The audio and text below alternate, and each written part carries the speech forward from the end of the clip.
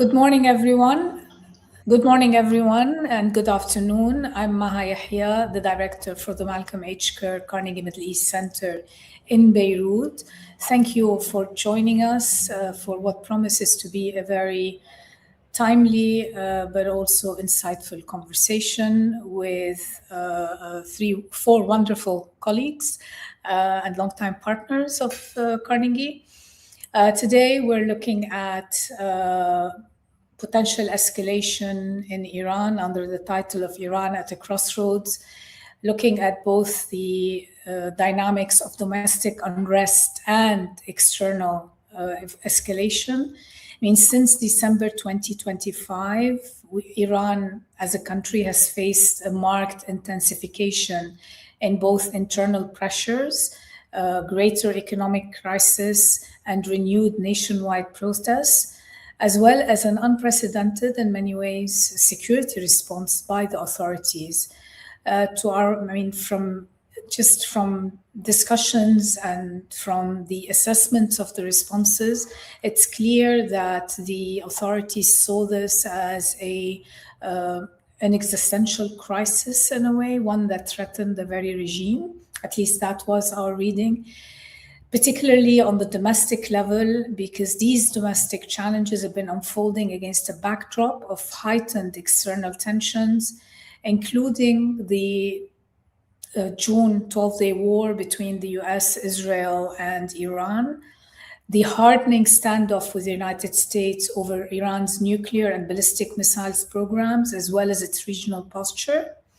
And while the Islamic Republic has weathered periods of instability before, this convergence between internal dissent and external pressure is raising a lot of questions around regime resilience,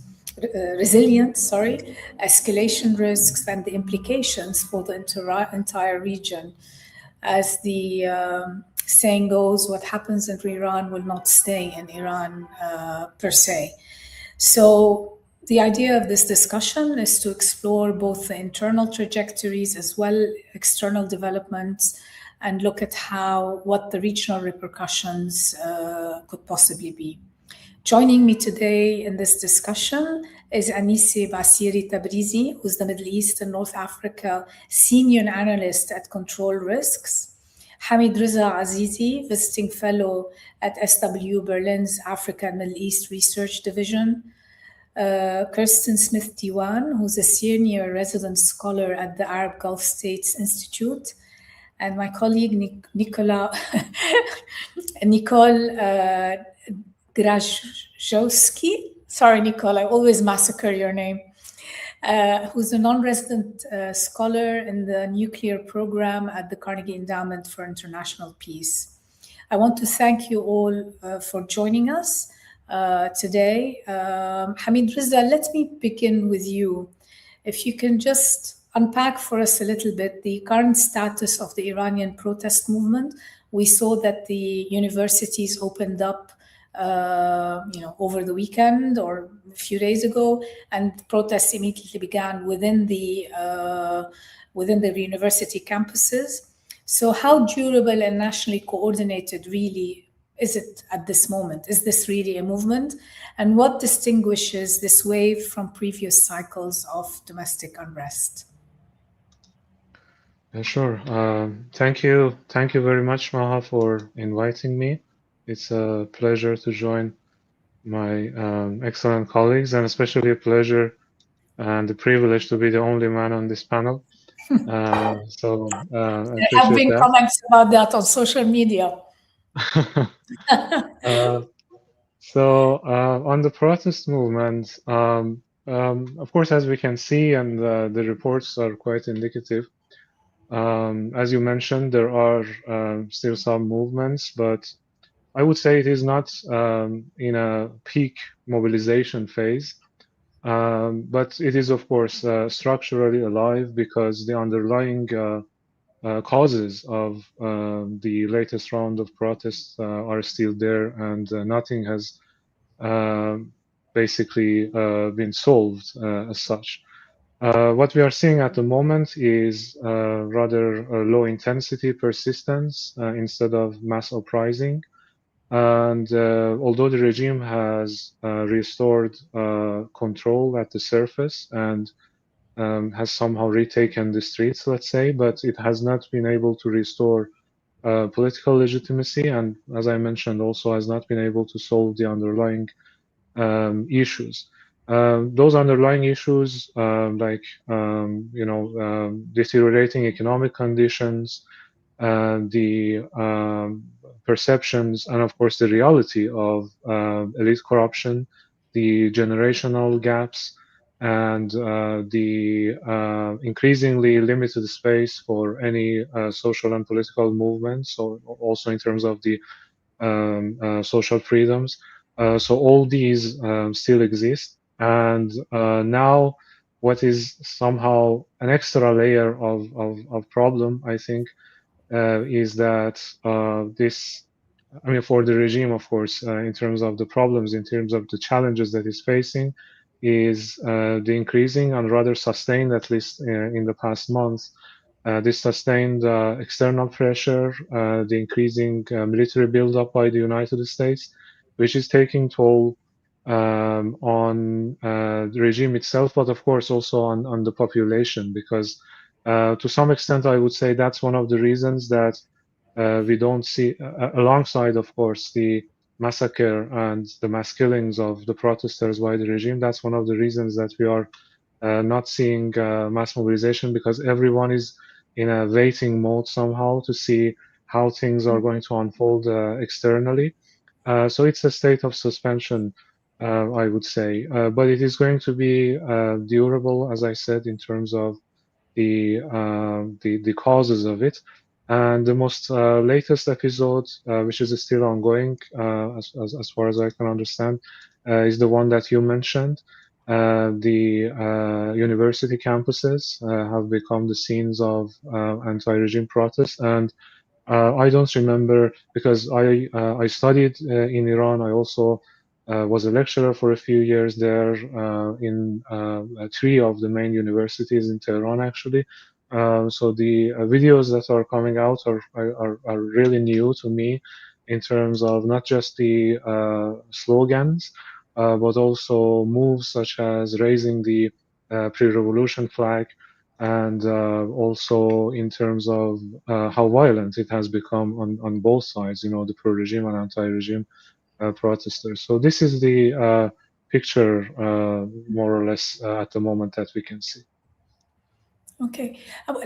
Thank you for that. I mean, it's, one can draw historic parallels in terms of student movements and where they eventually led, even in the context of Iran. But let me turn to you, Anise, on the Iranian elites, both domestic and diaspora.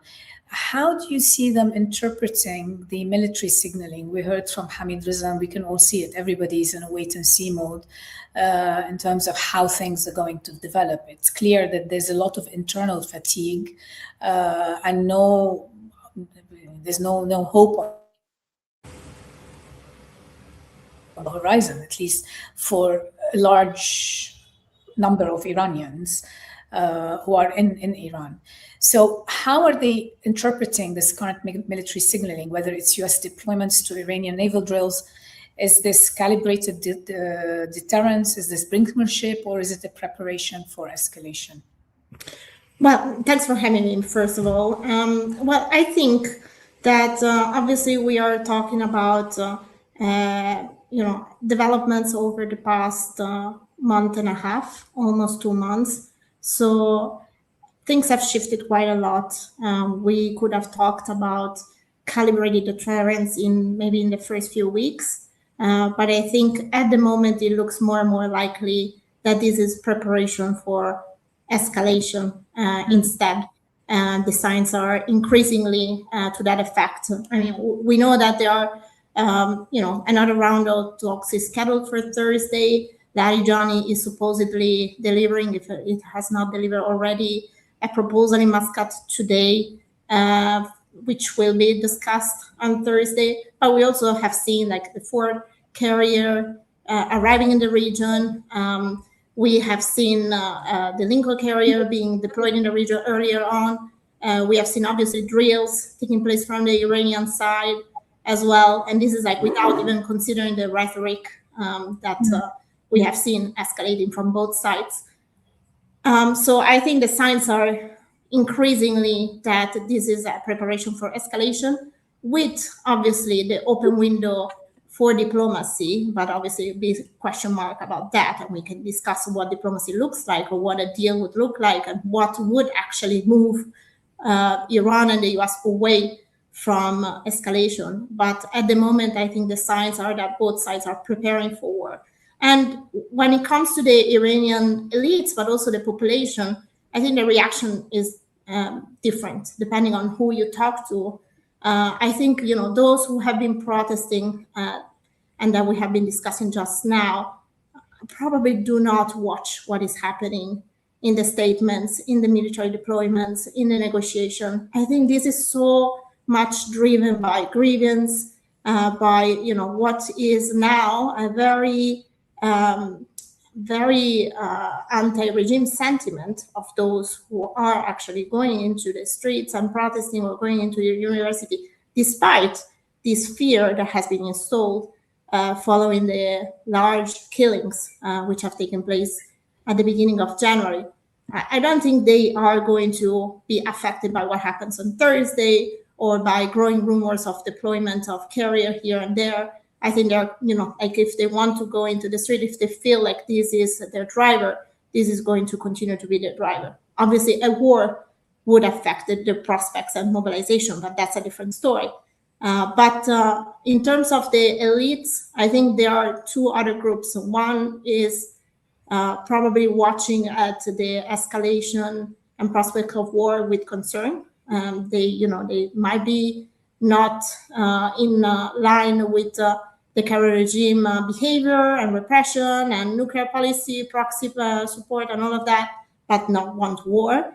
But you also see those who have been very much disappointed by President Trump coming in and saying help is on its way, again, like a month and a half ago, and not having acted again. So I think, you know, it's very diversified and it's difficult to group everyone in one single reaction. There are diverse ones, but I think everybody, besides those who are actually protesting in the streets, is watching for developments and for, you know, the potential risk of escalation to see what that would look like in terms of the potential trajectory of the Islamic Republic. Thanks, Anise. By the way, just to comment to all the speakers, if you feel like commenting on another question, please feel free to come in or pitch in if you want to, if you'd like to add additional insights. But now let me just move to you, Kristen. As military activity is increasing, I mean, you focus mainly on the Gulf. Can you maybe describe to us a bit on how Arab Gulf states, particularly those hosting US assets, are assessing escalation risks, and what room do they have to contain the risk of spillover into their territories? Well, I think the Gulf states, and thank you very much for inviting me, and I'm so happy to be here with you from Washington, as we kind of watch and try to interpret differently what our own president is planning on doing, which isn't always the easiest thing to do. But definitely from the Gulf state perspective, I guess it's been getting increasing anxiety about this, as we've seen this huge, as the President Trump likes to call armada, this incredible force that's accumulating, that they say is like up to 40-50% of the U.S. assets now moving towards the Gulf region. I think there's definitely the real realization that this could really happen. I was actually in Riyadh a few weeks ago, and I think even at that time there was sort of like people didn't seem quite as concerned, but I think definitely that realization has hit home now. We know, of course, that the Iranian government has not been shy in letting the Gulf states know that they could be targets, and this is in fact one of their main vehicles, I think, for signaling globally that the impact of an attack on Iran is not going to stay in Iran. That the place that they can hit, of course, is to hit the U.S., whether it be their forces that are accumulated in Gulf states, which does put, Saudi Arabia, Qatar, UAE, and even Bahrain, under pressure there. They've also threatened to attack U.S. assets directly, but definitely hitting the Gulf states as well.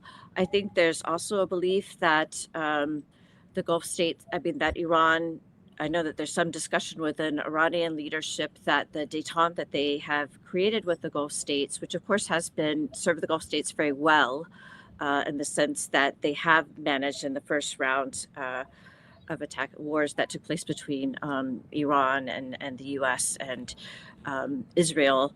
Of course, Qatar was struck at that time, but it was sort of an arranged attack at that moment. So I think they felt that the détente has served them quite well. But there's some calculation in Iran that perhaps, especially in this attack that might be more of a direct attack on their survival, that maybe this hasn't served them so well, and that they would need to attack other sorts of facilities, such as oil facilities or something, to make that pain felt more broadly. So I think there's many ways in which the Gulf states are threatened here. Also, just the escalation, of course, is a huge threat to their main focus, which is, of course, the globalization, intensified globalization, and their own economic programs that are going forth. So all of the concern is there. What we've seen as a reaction is diplomacy. Of course, all of the Gulf states have been interacting with the Americans, trying to get them to maybe reconsider their plans. We know that there was ample reporting that it was some of the Gulf states' intervention that helped the U.S. to decide to have another round of conversations in Geneva, perhaps delaying what could have been an attack. And we know that they've also been concerned about the lack of kind of more traditional communication between the Americans and the Iranians. So, of course, the Omanis have stepped up quite directly and are playing the main mediators in this as well. We also know that there's a lot of diplomacy going on with Iran directly to try to signal. And, of course, they've also stated that they will not allow the U.S. to use attack from their territories, which has complicated, actually, the U.S. Planning for a war.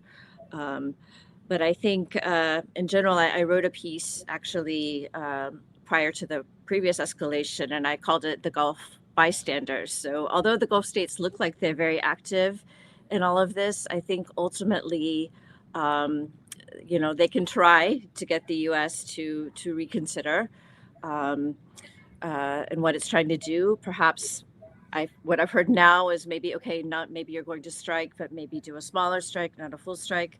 The overturning the Iranian government kind of strike.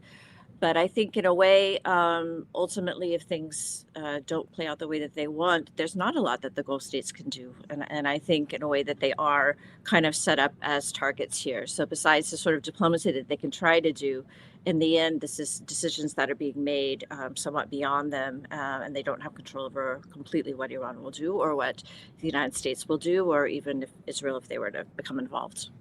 This is, as I was mentioning earlier, this is what I've been hearing from a lot of, Gulf states interlocutors.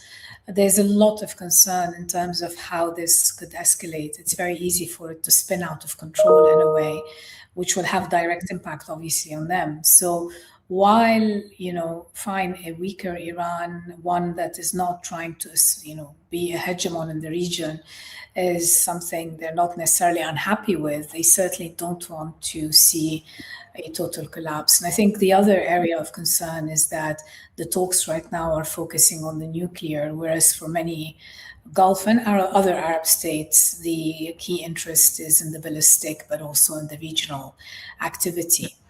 But let me turn to you back, Hamid Reza, before I go to Nicole. I wanted to ask you, to what extent are you seeing domestic pressure shaping Tehran's foreign policy behavior? right now. I mean, is this external confrontation being instrumentalized by the regime to consolidate internally? There have been reports coming out of Ali Ranjani being tasked with all sorts of things. I mean, what is that you can tell us about this? And have we really passed the point, given the internal domestic pressure, have we really passed the point of any kind of rallying around the flag discourse? I would say it's a two-way street in the sense that the regime's threat perception of the regional environment and also on this matter, of course, the United States shapes and has shaped just recently its behavior domestically and the way that they suppress the protest. And also the fragility that they feel inside very much impacts their foreign policy behavior. You mentioned a word earlier in the introduction, which is very important in understanding the Islamic Republic's current behavior, and that's convergence. I have written about it, and I've mentioned it in a few pieces I've written recently.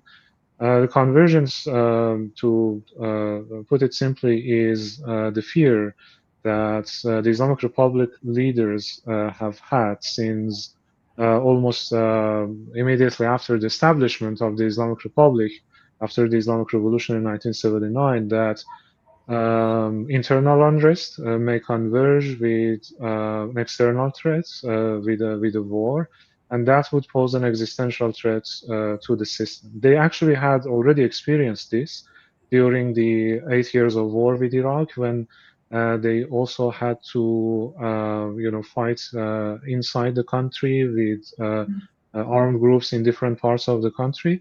And after the 12-day war, in a lot of conversations that I was listening to among the security experts who are close to the government, there was this concern that, of course, I'm mentioning to a reality that the 12-day war didn't end in a kind of clean outcome, and the ceasefire is quite shaky, and that next time the confrontation is going to be different in the sense that the adversaries, in this case Israel especially, but also the United States, would wait until people are already on the street frustrated with the situation, and they would attack then in order to maximize their chances of overthrowing the regime.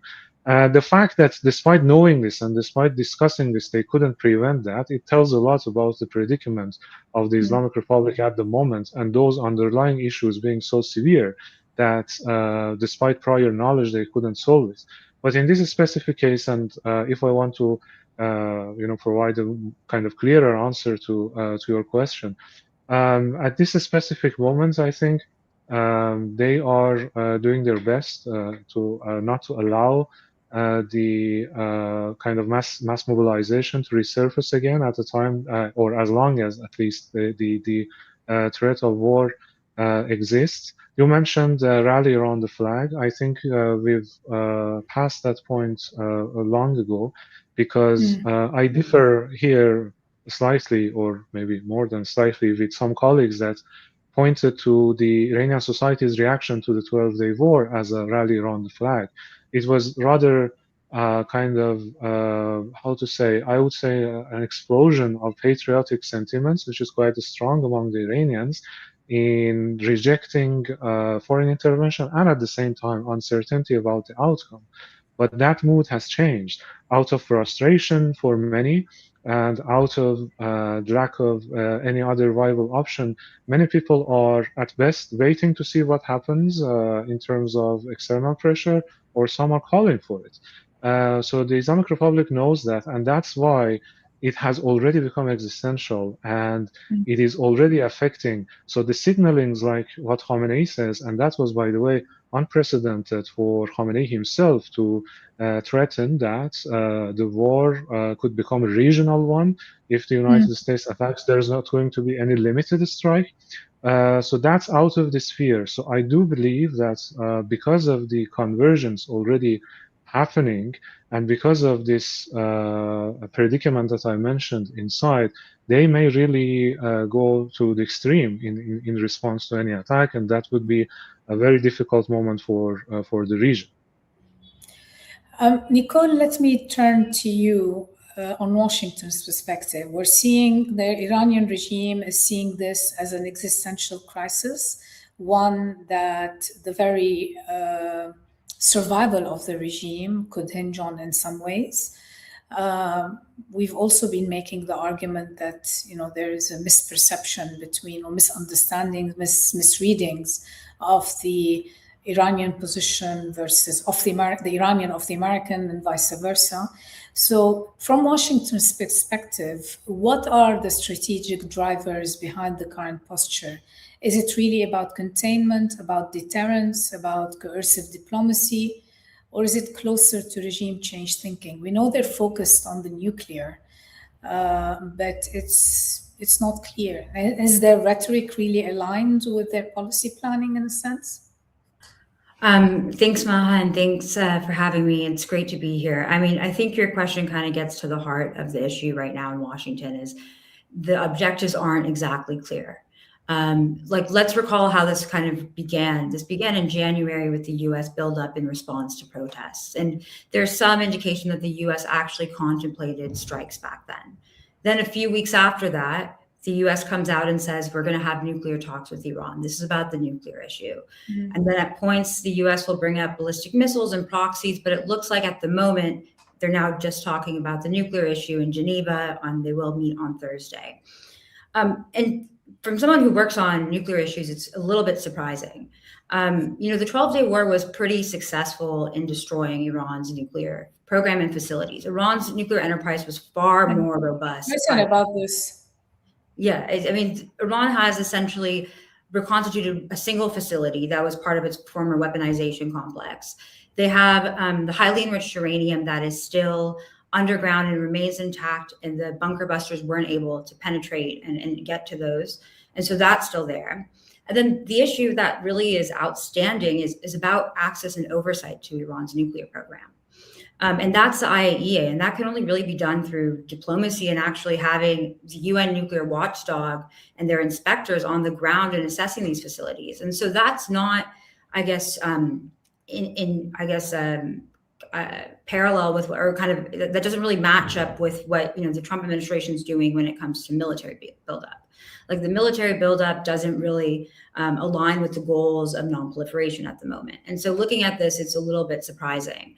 We're still back on the issue of enrichment. And so it doesn't seem like the Trump administration really understands the stakes of the current Iranian nuclear program, and also about how the ballistic missile issue or the regional non-state actors play into this. So I would say from the drivers from Washington's perspective, it's hard to determine. And I think it is also, it varies amongst the administration.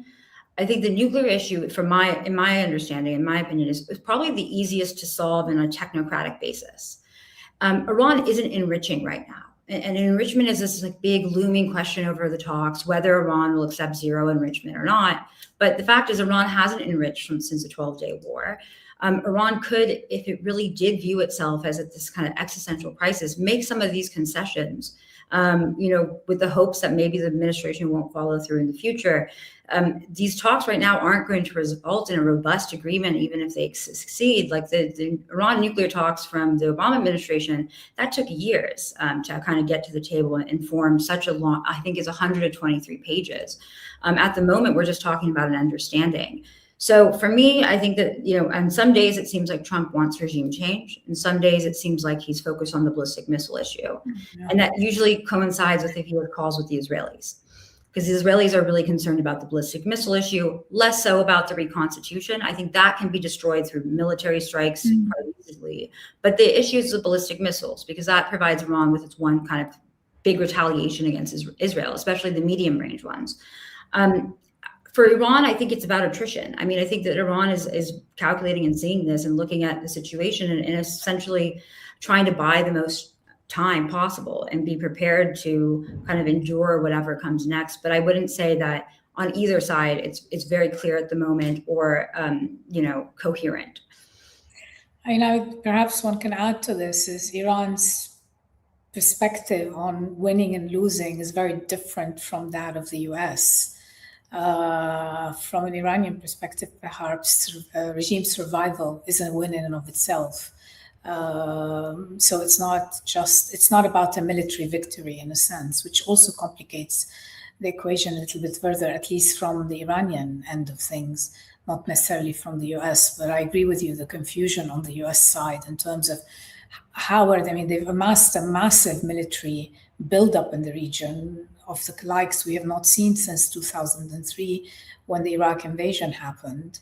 So if you're not going to use that, then why is it here with the billions of dollars that are being spent? I don't know if you have any comment on that, Nicole, before we move to the...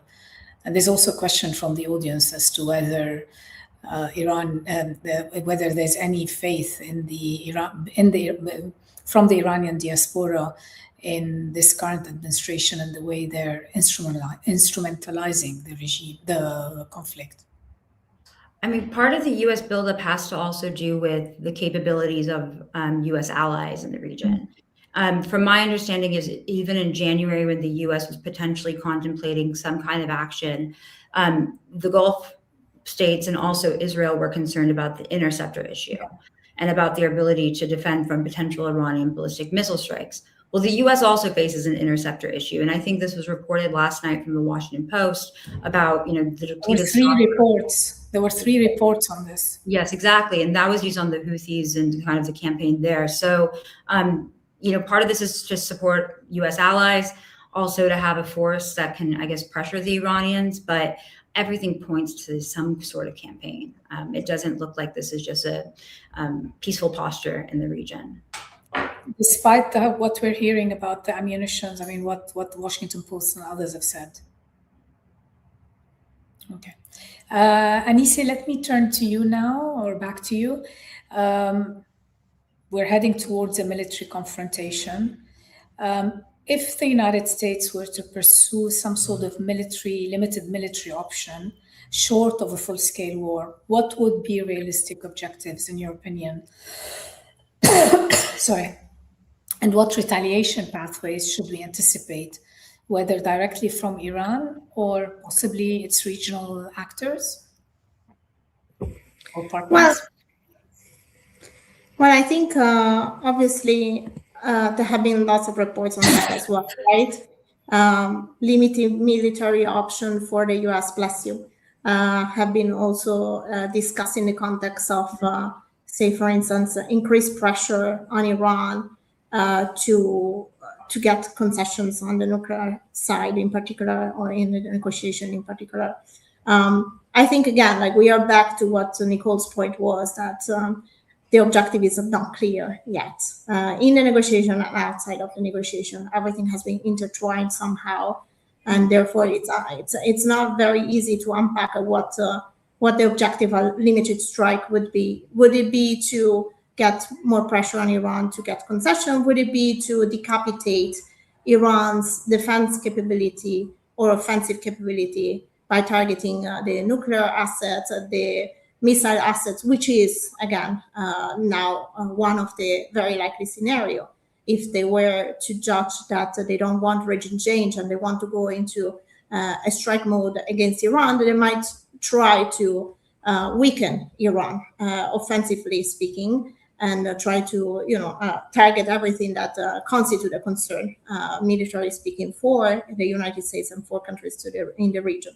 The problem is that even if it's considered as a limited strike, will probably not be considered as a limited strike by the Iranian side for all the reasons that we discussed before. The context has changed, and we are probably not likely to see Iran, retaliate with a calibrated attack the way that we have seen in Al-Udeid in June last year, simply because the context has changed. Similarly to the Iranian response to the protest in January. This was unprecedented. We have never seen something like that. It was perceived as an existential threat because of how Iran feels at the moment, how the Islamic Republic feels, which is, despite it all, vulnerable to external and internal threat. So in short, I think the response is unlikely to be limited the way that maybe the United States is assessing. And while it would be probably directed by Iran mainly, I think the possibility of the proxies being involved in here is higher than what we have seen, say, in June. We have seen statements, which was not the case in June, for instance, from Iran-backed groups in Iraq.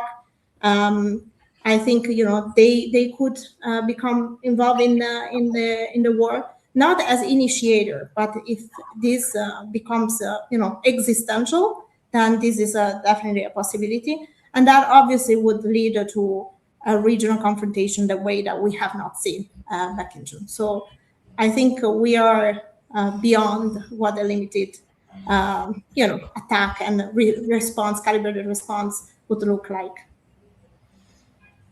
A grim picture. I won't ask what a regional confrontation would look like, because one assumes if Saudi Arabia or UAE or any of these countries are hit, then the question is, how do they respond? Kristen, do you agree with what Anissa said? And I mean, if we look at the Gulf countries themselves, Qatar, the UAE, Saudi Arabia, Oman stands alone in a sense. Kuwait, Bahrain, I mean, are they really aligned in their approaches towards Iran? Where do their threat perceptions converge and where do they diverge? And to what extent does their public messaging really align with their private calculations in a way? Well, it's a very interesting question, and especially that last one, I think. If you look at kind of what their public officials are saying and what they're doing, it does look like they're aligned. I mean, I think all of the states have been very united in saying that they prefer diplomacy. They've been quite active, in fact, and aligned in being active and participating in diplomacy. And of course, Oman in particular stands out here, and I would say Saudi Arabia maybe perhaps as well, in trying to prevent a war. And a warning about the risks of a regional war. So in that sense, they look aligned. But I think there's something else, and I see it here, and I'd be very interested to hear what Nicole thinks too. When they come to Washington, sometimes it looks a little bit different behind the scenes.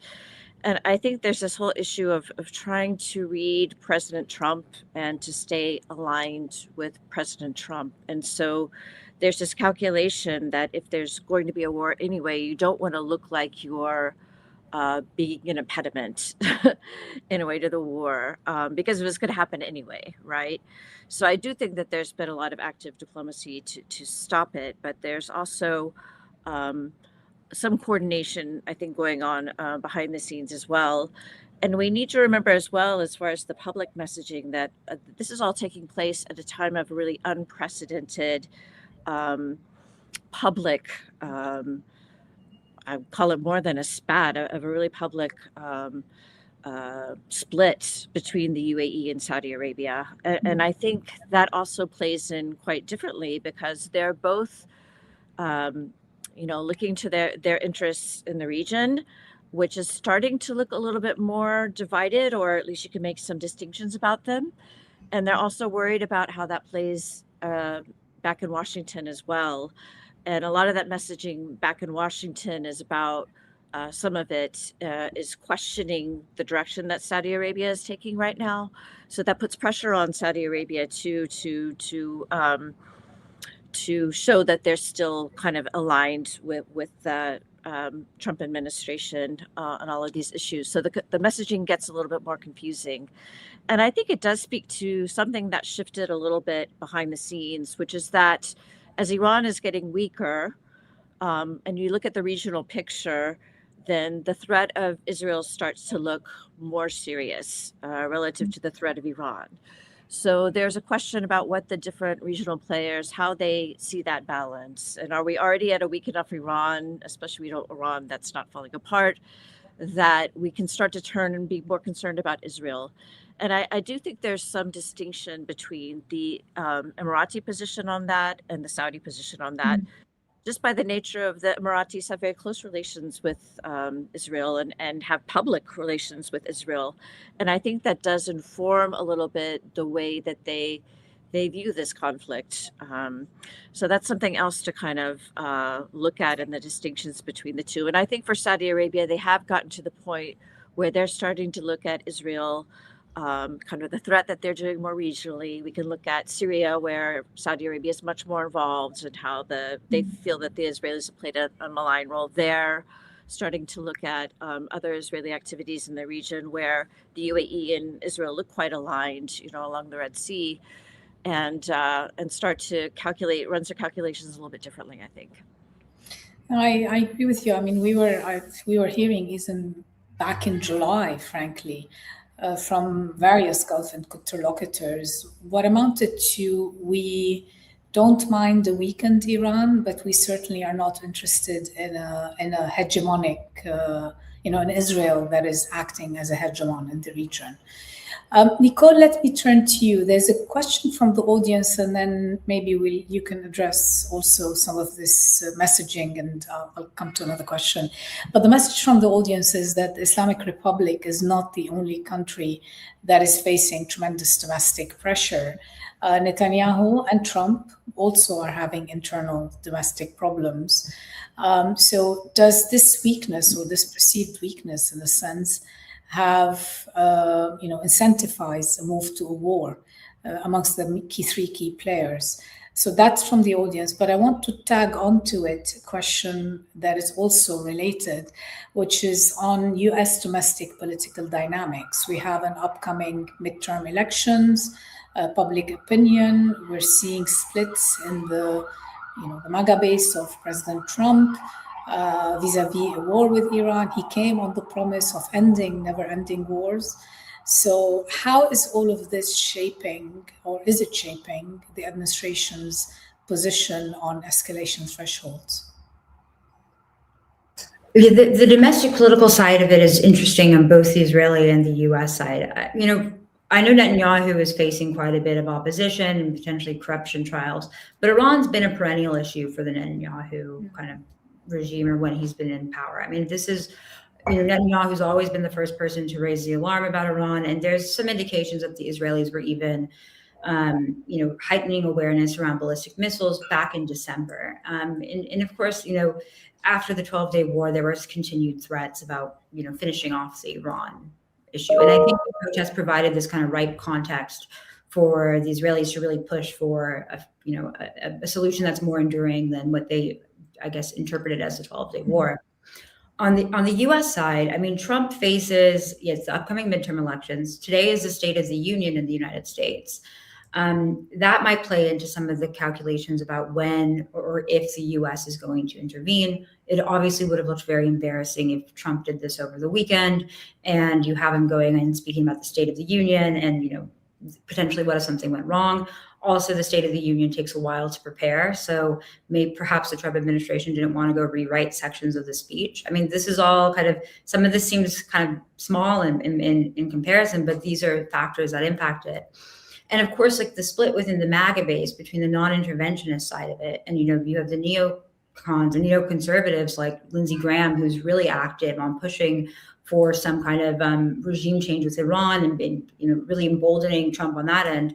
But I think that there's these kind of pressures do lead to more escalatory dynamics. But at the end of the day, with Donald Trump himself, he's shown an ability to frame a lot of his actions that maybe deviated from his platform or promise to his main base as a success. The Maduro operation is a good example of that, where, kind of a remarkable U.S. military action in Venezuela, and then Trump portrays this as a successful, result, and the U.S. is using their powers, responsibly, and so he does have the ability to kind of chime into his kind of base there. But I think a prolonged war with Iran that really could actually impact, I think, the midterm elections, less so in the Senate, but potentially, definitely in the House.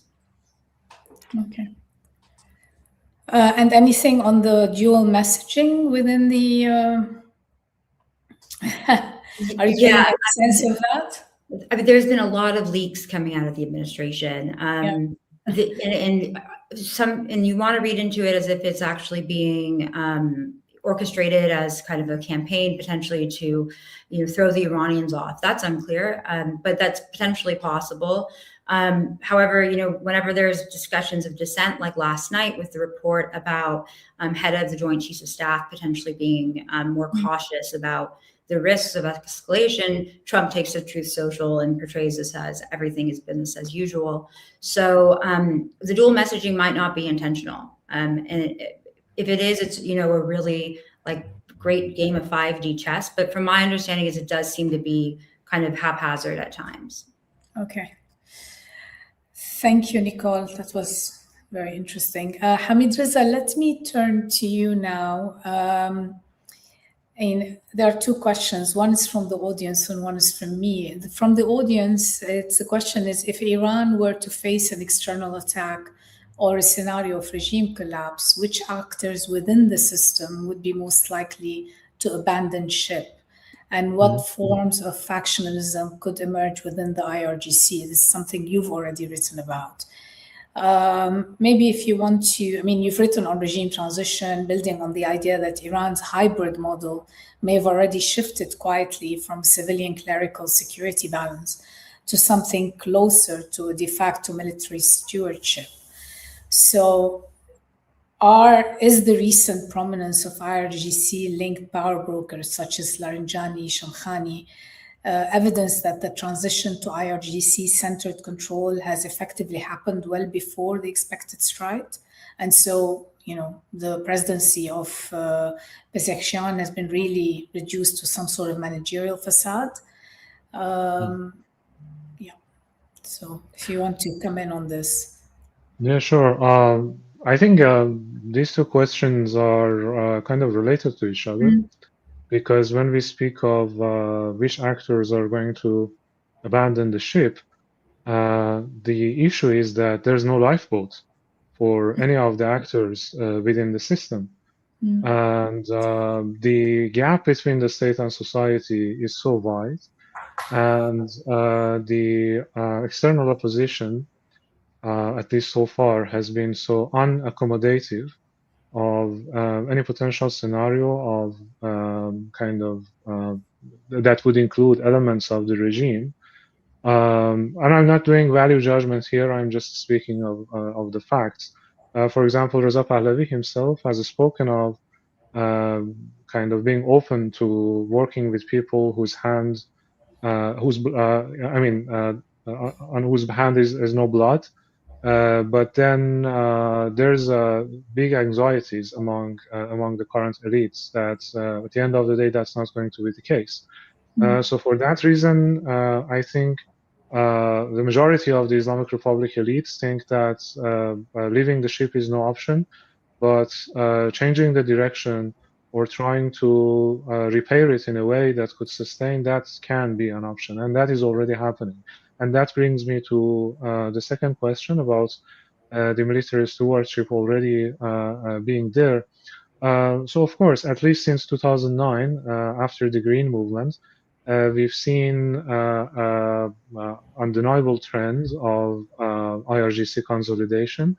And what we are seeing at the moment is that ideology, to a great extent, has been reduced to some sort of tools for external and internal, of course, mobilization of the Islamic Republic's core support base, and the remaining layer of legitimacy for, again, those hardcore revolutionary Islamist constituency within the country. But in reality, it's been the military security apparatus that has been in charge. And especially since the 12-day war, this process accelerated. And I wrote back then about a phenomenon that I called councilization.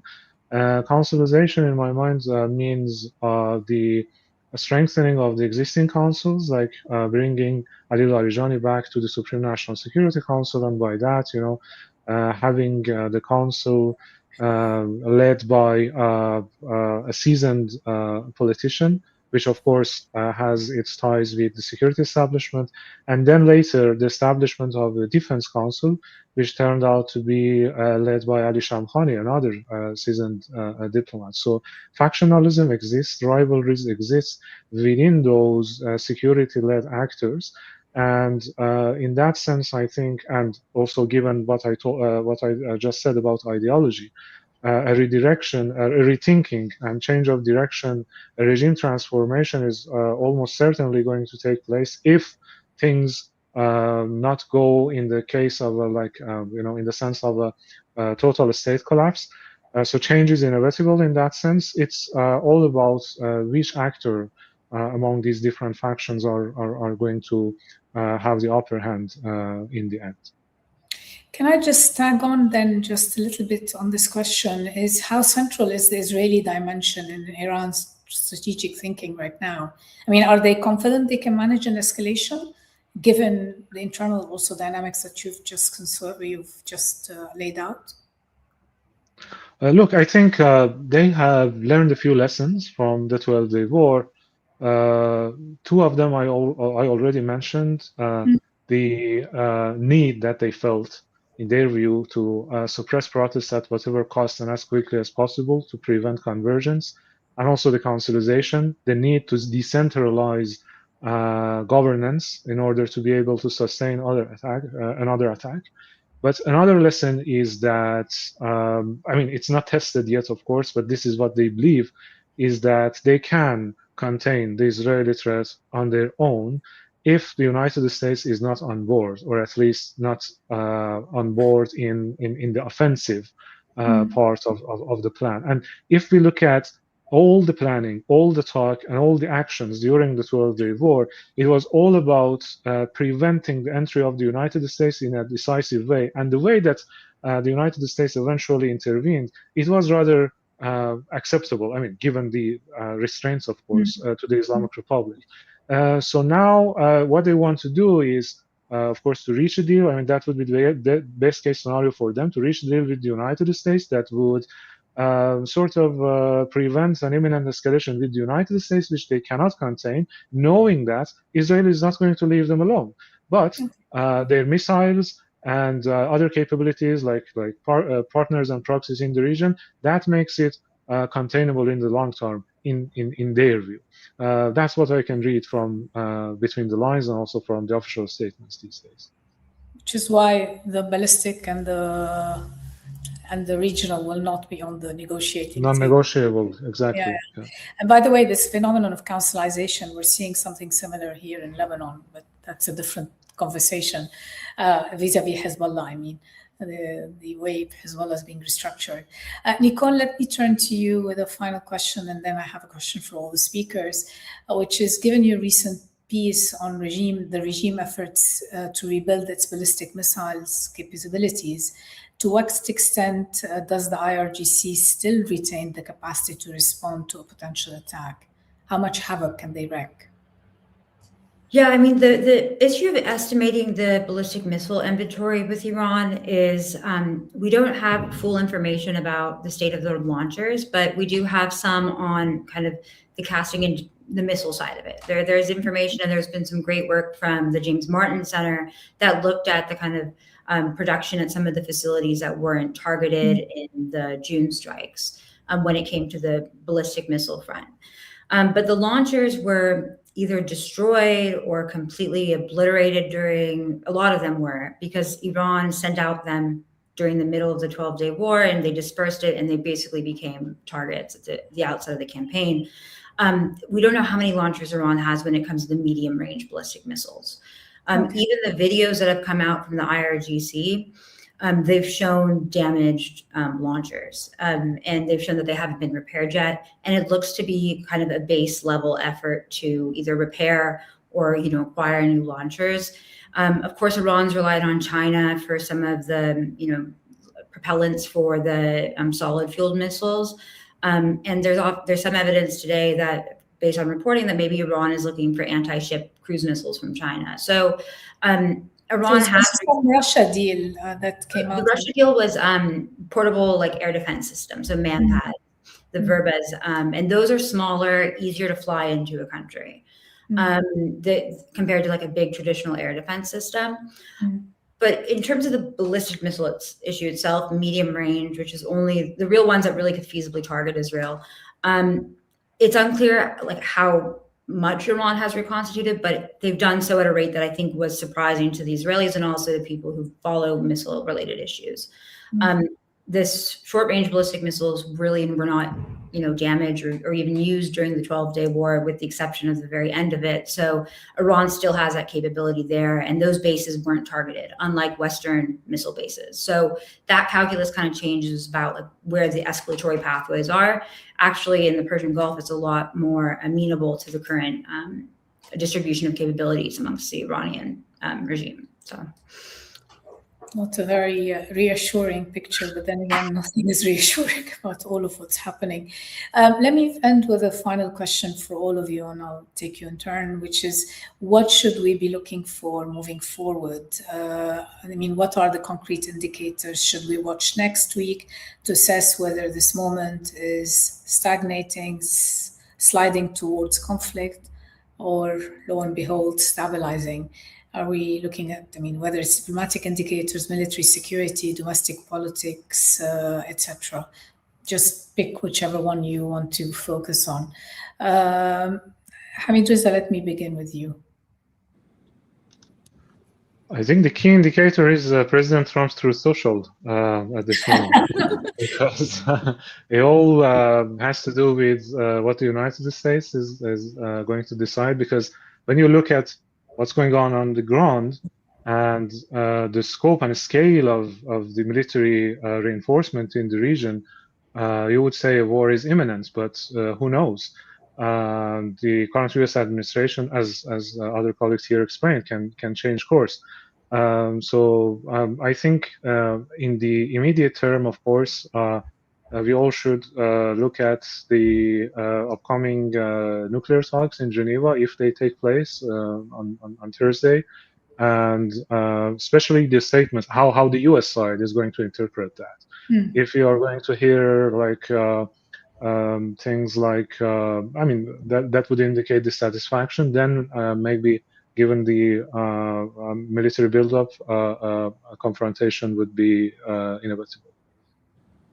Okay. Anise? Sure. I think from an operational point of view, maybe a couple of things that we are personally keeping as a company and personally keeping an eye on are obviously the continued naval and air force deployments, where the carrier will end up being deployed. For instance, it's suggesting also what type of operation might be taking place.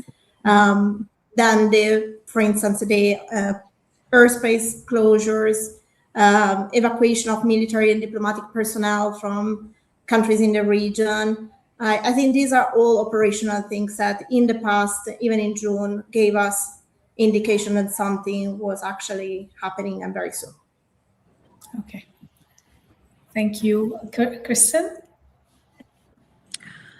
Thanks. I'm kind of with Hamid Reza. I'm looking at the Trump administration, but I guess because they are still in negotiations, or at least on the surface on Thursday, there's the question of what might be acceptable and if the Iranian government would get there. Because it is notable that in the negotiations that the Trump administration has at least been limiting it to nuclear. It was very fascinating, and it was definitely looked at here in America. The comments that Steve Witkoff made publicly, that President Trump is quite surprised that the Iranians haven't just capitulated, given how much, forces we have there. And also this new talk about, well, maybe we'll do a limited strike. So if it's not enough just to show them that, we need to show them that we will actually use them, but in a limited way. So it does seem sort of like President Trump would be happy with a nuclear, basically some kind of resolution on the nuclear front, potentially. So that kind of raises the question, is if the Iranians, if they are willing to go further on that, and if they can come to some kind of arrangement that would make sense. There's been talk about this sort of very minimal kind of deal that might be able to be made. So I guess I'm looking at those two things. Okay. But then the question would be how Israel would react if it's just if you focus on I had that as a secondary point, that Israel is always a wild card. So if the Americans, but I think one of the other guests said that, well, even if it's like if Iran can hold off the U.S. at this point, they know that they're going to have to deal with Israel at some point on the missile issue. So maybe if they can separate them. And I would think that if it really is existential, that would, and I'm here with a panel mostly Iranian experts, so I'm very curious to hear about that. I mean, would Iran make a more sizable concession on the nuclear front? Because it seems to me that's the only thing that might stop this at this point. Nicole, it's to you now. Yeah, just to kind of follow up, I agree with what everyone said. I mean, Iran's supposed to provide a proposal at the nuclear talks in Geneva. And so if this is actually amenable to the Trump administration, it might provide an off-ramp in the sense that the US can come back and portray a success in the nuclear talks, withdraw some of the forces from the region, and not be kind of embroiled in a potential escalatory situation. That's probably the very optimistic point of view. I mean, I think the diplomatic staff and non-essential servicemen, that's really important to look at as kind of like the immediate indicator of a strike. For the 12-day war, that was it, especially in the Gulf. So that's what I would be looking at. But yeah, I guess nuclear talks and also just movements of US personnel. Okay, well, war and peace. We're not sure which way things are going. Unfortunately, indicators point to possible war, but the extent of which we have no way to measure except for Truth Social somehow. I want to thank you all, Hamid Reza, Anise, Kristen, and Nicole, for joining us today. It looks like we may be meeting again in the not too near future to analyze the aftermath of the next steps. So thank you very much, all of you, and I look forward to staying in touch. And thank you for the audience for joining us from wherever you are. Bye-bye. Thank you. Thank you. Thank you.